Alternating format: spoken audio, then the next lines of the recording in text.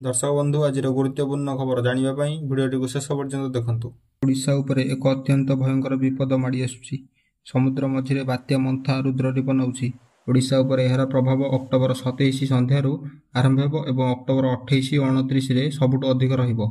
वर्तमानर गतिपथ अनुसार एही बात्या ओडिशार उपकूल को सीधा माडन करी आंध्र प्रदेशर उपकूल आडकू गति करुछि।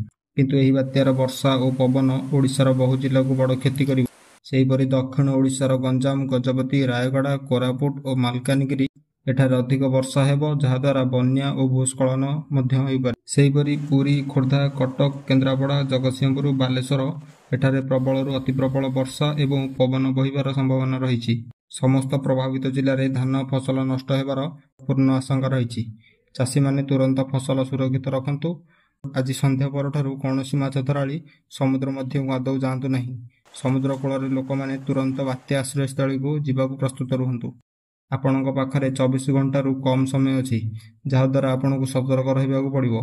अक्टोबर 27 तारिख संध्या पूर्व समस्त जरूरीकालीन प्रस्तुति शेष करंतु। एही समय मध्य अजथारे बाहर को जातु नहीं। बात्या मंथा संबंधी प्रतिटी छोट बड़ खबर उपरे आमर चैनल दिन राति 24 घंटा नजर रखिछि। जदि बात्यार गतिपथरे कौनसी परिवर्तन आसे आमे तुरंत आपन को जणाइबु। एही गुरुत्वपूर्ण खबर को अधिकरू अधिक लोकों पाखକୁ शेयर करंतु एवं आपणकर केउ जिला कमेंट माध्यम जणांतु। नमस्कार।